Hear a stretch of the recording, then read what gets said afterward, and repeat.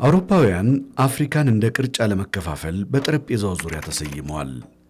ጠረጴዛው ቅኝ ገዢዎች የአፍሪካውያንን ክብር፣ ነፃነት፣ ሀብት፣ ታሪክና ባህል የሚጨቁኑበትን ስምምነት ከውኗል። የበርሊን ኮንፈረንስ ሲል ታሪክ የሚዘግበው ያ የቅኝ ገዢዎች ስምምነት በኢትዮጵያም ላይ እንዲሆን ጣሊያን ባለድል ነበረች። በዚያ ወቅት በኢትዮጵያ ነገሥታት ይከተሉት የነበረው የውጭ ግንኙነት ተሻሽሎ ተቋማዊ ይዘትና ቅርጽ ያስያዙት ዳግማዊ አፄ ምኒልክ የሥልጣን ዘመናቸው ላይ ነበሩ። በ1882 ዓ.ም ኢትዮጵያ ከጣሊያን ጋር የውጫሌ ውልን ተፈራረመች። የዚህ ውል 17ኛው አንቀጽ የኢትዮጵያን ሉዓላዊነት የሚጥስ አንቀጽ ሆኖ በመገኘቱ ስምምነቱን ንጉሠ ነገሥቱ ሰረዙት። ይህም ለአድዋ ጦርነት መነሻ ሆኗል።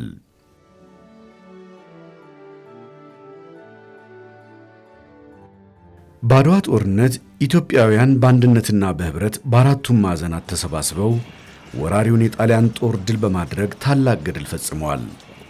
የአድዋ ድል የፓን አፍሪካኒዝም ንቅናቄ መሠረት፣ የጥቁሮችና የጭቁን ሕዝቦች የነጻነት የትግል ችቦ ሆኗል። አድዋ የፓን አፍሪካኒዝም መግቢያ በር፣ የኢትዮጵያ አንድነት የጽናት ማዕዘን፣ የጥቁር ሕዝቦች የነጻነት ምልክትና የሰው ልጆች የእኩልነት ማኅተም ሆነ። ኢትዮጵያን በዓለም መድረክ ከፍ ያደረገ የታላቅነታችን ወረት ከአድዋ ተነሣ። አድዋ ሀገር ሆኖ ኢትዮጵያዊነት በዓለም ገነነ። አድዋ የዓለም የነጻነትና የእኩልነት ታጋዮች ጥቅስ ሆነ።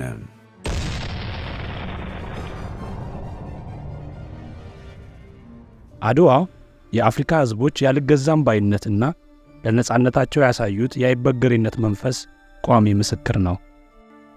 የአድዋ ድል ጥቁር ሕዝቦች ታላላቅ ስኬቶችን ማስመዝገብ እንደሚችሉና ዝቅ ተደርገው የማይታዩ መሆናቸውን ለዓለም ያረጋገጠ ድል ነው።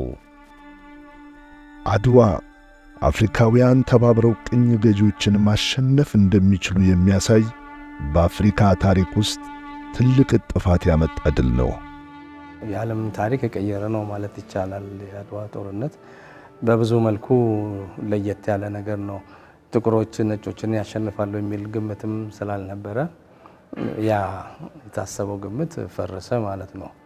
በመፍረሱ ምክንያት የዲፕሎማቲክ ሁኔታችን በሙሉ ተቀየረ። ልክ ጦርነቱ እንዳለቀ ሁሉም መጥቶ ስምምነት የመፈራረም ሂደትን እናያለን ማለት ነው።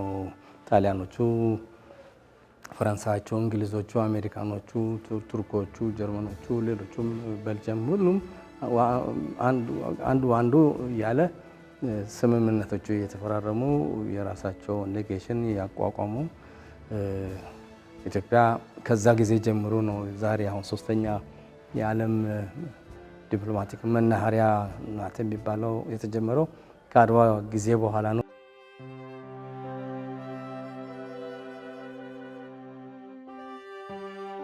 በኢትዮጵያ የዘመናዊ ተቋማት ምስረታ ከአድዋ ድል ማግስት ተጠናክሮ ቀጠለ።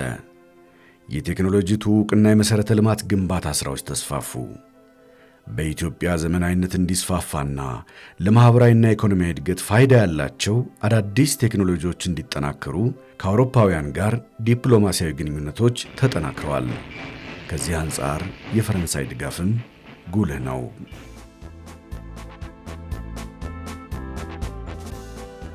19ኛው ክፍለ ዘመን መባቻ ላይ ኢትዮጵያ ከአሜሪካ ጋር ዲፕሎማሲያዊ ግንኙነቷን አጠናክራለች። በ1897 ዓ.ም የንግድ ስምምነት በፕሬዝዳንት ሩዝቬልት ተፈርሟል። ይህን ተከትሎም አሜሪካ በ1899 ዓ.ም ሌጋሲዮኗን በአዲስ አበባ ከፈተች። የኢትዮጵያ የዲፕሎማሲ ሥራ እግሩን የተከለው በ1900 ዓ.ም ነው።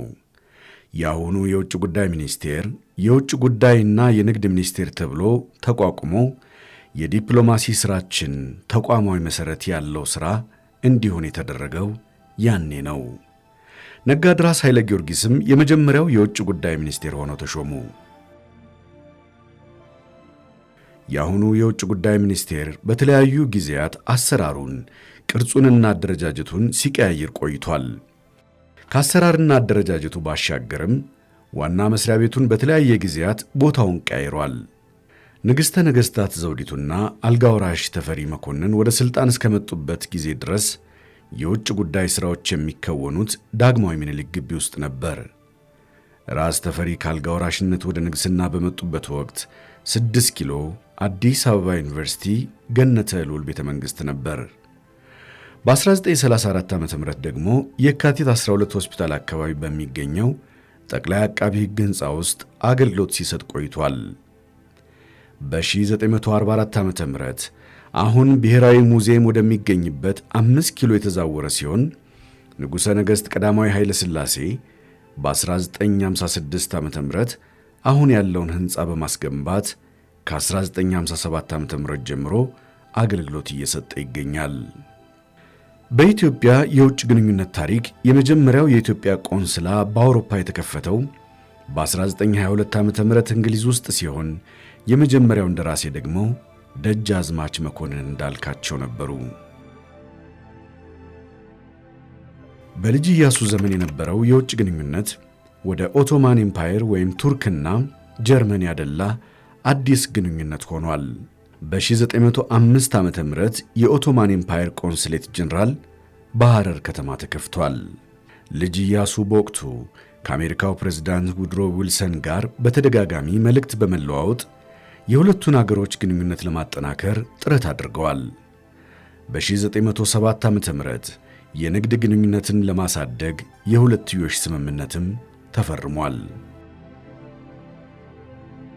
ከአሜሪካ ጋር የነበረው የሁለትዮሽ ግንኙነት በንግሥተ ነገሥታት ዘውዲቱ የንግሥና ዘመንም ተጠናክሮ የቀጠለ ሲሆን ንግሥቲቱ ከአሜሪካ ጋር የተጀመረውን የንግድ ግንኙነት የማስቀጠል ፍላጎት ስለነበራቸው ለፕሬዝዳንት ውድሮ ዊልሰን ለዓለም ሰላም መጠበቅ አሜሪካ የምታደርገውን ጥረት እንደሚያደንቁና የመንግሥታቱን ድርጅት ለመመስረት የተጀመረውን እንቅስቃሴ እንደሚደግፉ በ1910 ዓ.ም በደብዳቤ ገልጠውላቸዋል። በ1911 ዓ.ም ደግሞ በነጋድራስ አፈወርቅ ገብረ ኢየሱስ የተመራ የንግድ ልዑክ ወደ አሜሪካ ተጉዟል። የመንግሥታቱ ማኅበር መቋቋሙን የሰሙት ራስ ተፈሪ መኮንን ኢትዮጵያ የማኅበሩ አባል እንድትሆን ማመልከቻ አዘጋጅተው በራስ ናደው አባወሎ የተመራ ልዑክ ወደ ጄኔቫ ልከዋል። የኢትዮጵያን ማመልከቻ የተቀበለው የመንግሥታቱ ማኅበር በ1916 ዓ.ም ኢትዮጵያን የማኅበሩ 57ኛ አባል አገር አድርጓታል።